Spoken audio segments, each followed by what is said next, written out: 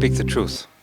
And what I tried to do when I was Prime Minister, which I did actually, was to be very blunt about our problems, very open about our statistics, our economy, where it was, and that was painful.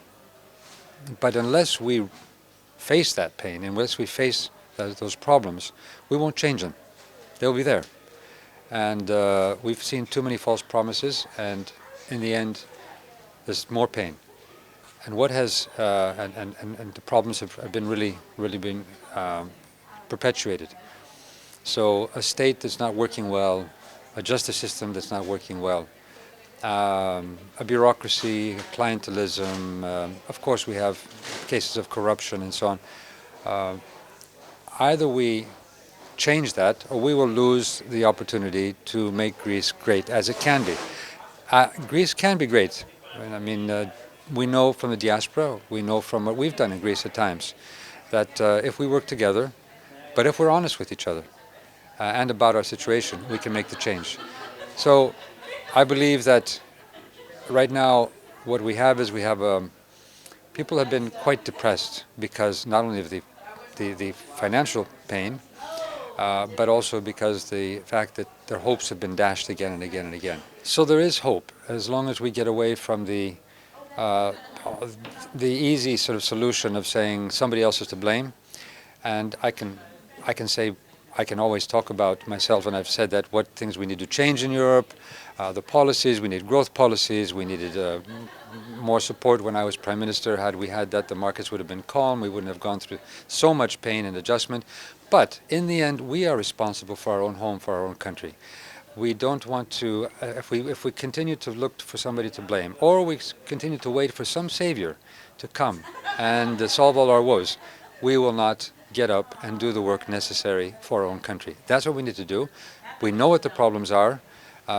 If we work together, we don't simply polarize in our societies, one against the other.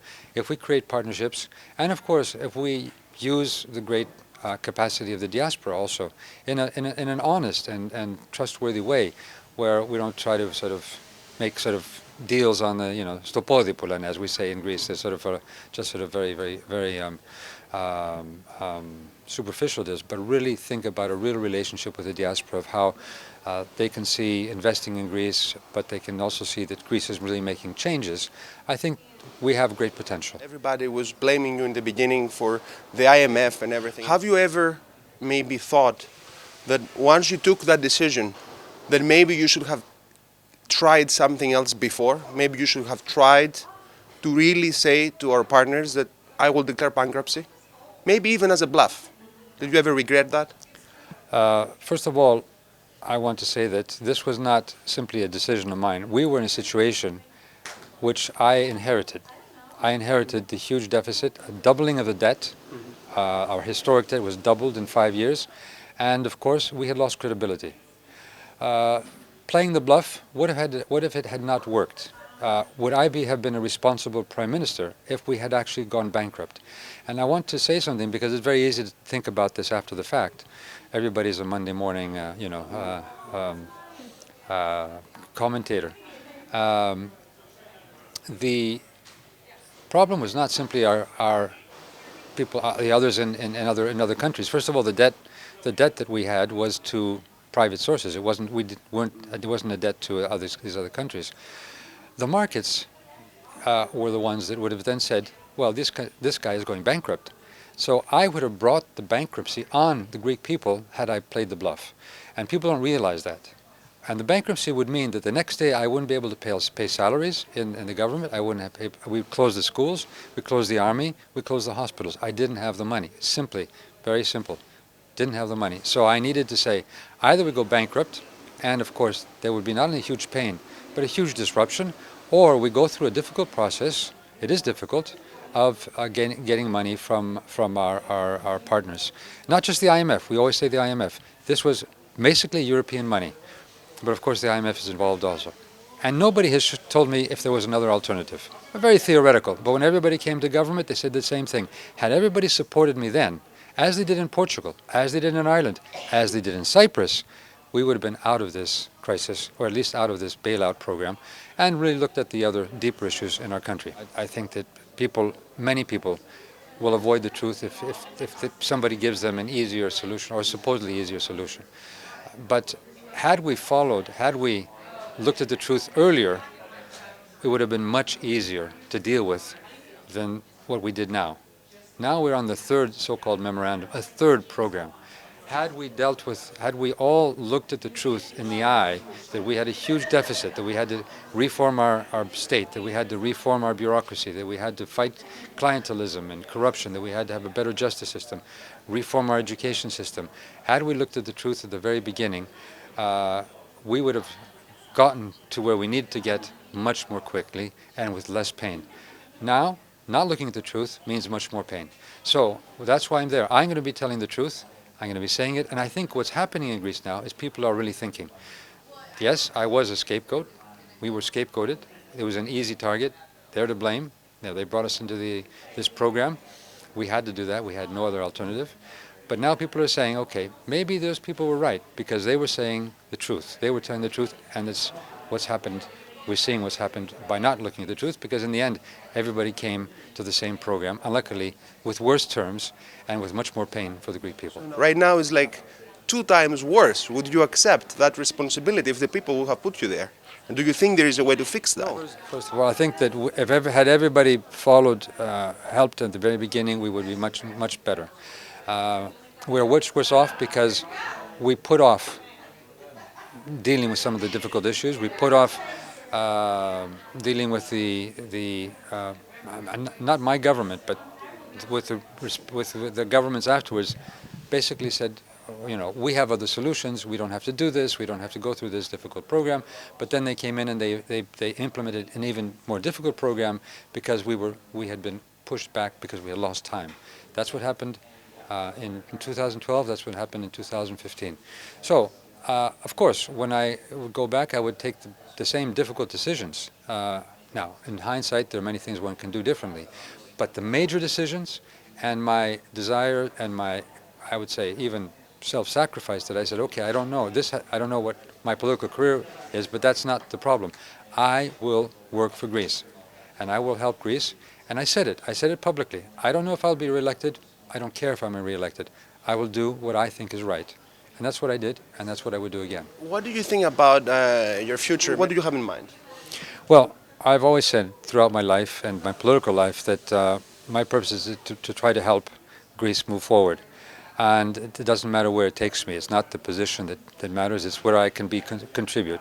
I want to see a younger generation of politicians, of leaders, of people in business, and people in NGOs, in local government, in civil society.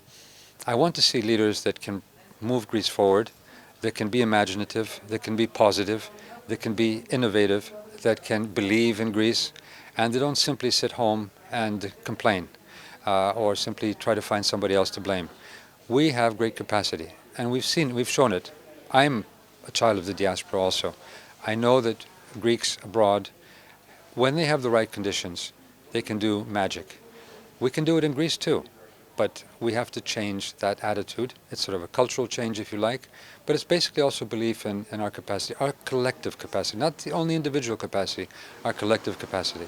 So I'm going to try to help. I'm going to try to set up a school for leadership. I'm working with people in the United States, but also in other parts of the world, with Greeks, but also for regional leadership in the Mediterranean, because we need networks of people to work together.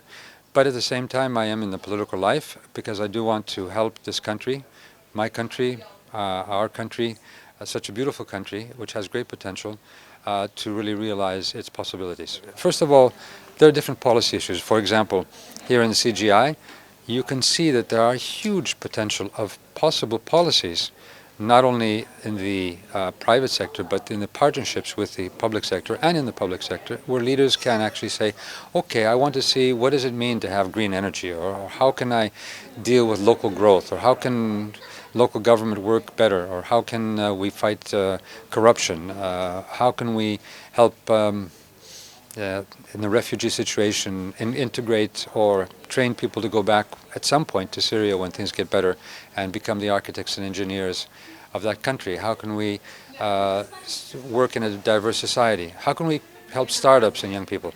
These are the kind of policy things. Secondly, I think what's important is the dilemmas that we have, the big issues we have today in the world, whether it's the fact that most issues in the world are global, and the most political issues are no longer national, no longer local. How do we get new leaders, young leaders, to deal with these issues? They're very complicated, very complex, and not so simple. We are sometimes looking for these leaders that say simple things because they're easy, but they're not solutions, like building walls or like scapegoating a foreigner. Those sound easy, but they're no solutions. They are dead ends, as I said earlier. What I'm saying is, okay, let's look at the real depths of these issues and train people, help people, so that they can actually have the skills to work together, so that we can make these changes. Through partnerships, we can actually make change possible, change for the better. And I think that's a very strong message, a very important message at this time in the world where people are becoming very cynical, very fearful, believing that we need to isolate each other, scapegoating each other, rather than cooperating with each other. Because in this world, we are so interconnected that the only possibility is that we work together.